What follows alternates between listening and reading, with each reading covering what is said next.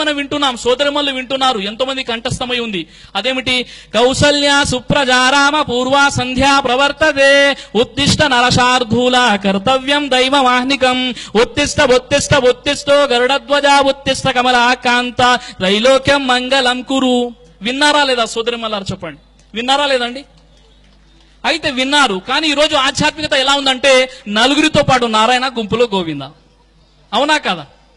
అంటే మనం వింటున్నాం, కానీ ఆ యొక్క సుప్రభాతం యొక్క అర్థం తెలుసుకునే ప్రయత్నం మనం చేయలేదు. మన పెద్దలు కూడా అది తెలుసుకోండి బాబు అని వాళ్ళు కూడా చెప్పలేదు అనమాట.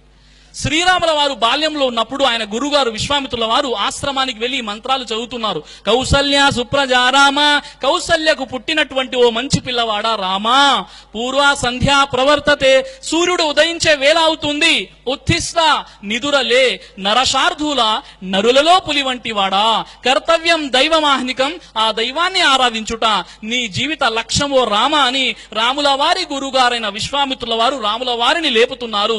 వారిద్దరూ కలిసి సూర్యుడు ఉదయించే ముందు తమకు అతీతంగా ఉన్న దైవాన్ని ఆరాధించారు. ఈ రోజు మనము ఉదయం 9 గంటలకో 10 గంటలకో ఎప్పుడు నిద్ర మేలుకుంటే అప్పుడు దండం పెట్టుకుంటాం. కానీ వారు సూర్యుడు ఉదయించే ముందు అప్పుడు వారు ఆ దైవాన్ని స్తుతించారు అని మనకు సుప్రభాతం ఈ విషయాన్ని తెలియజేస్తుంది. ఇంకా సాయిబాబా వారి జీవితాన్ని చూసినట్లయితే ఆయన ఏం చెప్పారు? సబుకా మాలిక్ ఏక్ హే, అల్లా మాలిక్ అల్లా భవా కరే, గాని అనునిత్యం తనకు అతీతమైనటువంటి ఆ దైవాన్ని పరిచయం చేశారు సాయిబాబా వారు. భగవద్గీత గ్రంథంలోని 18వ అధ్యాయం 62వ శ్లోకంలో శ్రీకృష్ణ వారు చెప్తున్నారు ఏమిటి?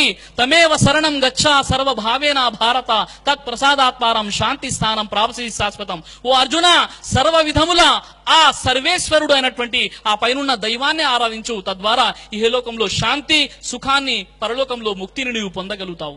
సోదరి మనులారా, సోదరులారా, మన పెద్దలు, మన పూర్వీకులు, మన పుణ్యపురుషులు, మన ప్రవక్తలు, ఈ పైగంబర్లు అందరూ కూడా ఈ లోకానికి వచ్చి ఇచ్చినటువంటి సందేశం ఏమిటంటే మనమంతా ఒక్కటే, మనందరి దేవుడు ఒక్కడే. ఆ ఒక్క దైవాన్ని తెలుసుకోకుండా మనం ఈరోజు పాపం చేస్తున్నాం. ఆ పాపం ఏంటి? వేమన అంటాడు, నరజన్మము తానెత్తియు పరమాత్మ నెరుంగలేక పాపాత్ముండై కొరగాని పనులు నర్చి అదో గతికి పోవు స్థిరముగవేమ. నరజన్మను ఎత్తావు, పరమాత్మను తెలుసుకోక నీవు పాపం చేస్తున్నావు.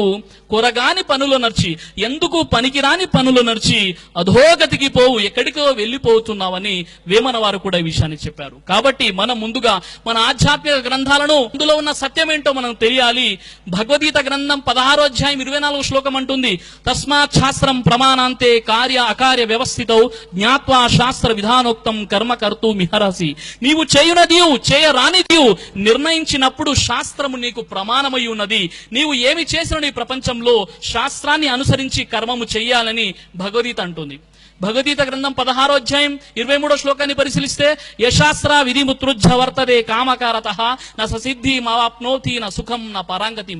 ఎవరైతే శాస్త్రాలకు విరుద్ధంగా జీవితం గడుపుతారో వారికి సుఖము, శాంతి, పరలోకంలో ముక్తి కూడా లేదు అని హైందవ గ్రంథాలు ఈ విషయాన్ని తెలియజేస్తున్నాయి. చివరిగా నా ప్రసంగాన్ని ముగించే ముందు సోదరులారా, సోదరిమల్లారా, మనకు తెలుసు, ప్రతి వ్యక్తికి తెలుసు, ఒకానొక రోజు నేను చనిపోతాను, ఈ జీవితం అశాశ్వతమైనటువంటిది అన్న విషయం తెలుసు. ఎప్పుడైనా ఈ జీవితాన్ని విడిచి మనం వెళ్ళిపోవాల్సిందే. ఖురాన్ అంటుంది, కుల్లు నఫ్సిన్ జాయికతుల్ మౌత్, పుట్టిన ప్రతి జీవి మరణం యొక్క రుచి చవి చూడవలసిందే. ఇదే విషయాన్ని భగవద్గీత గ్రంథం 2వ అధ్యాయం 27వ శ్లోకం అంటుంది, జాతస్య మరణం ధ్రువం, పుట్టిన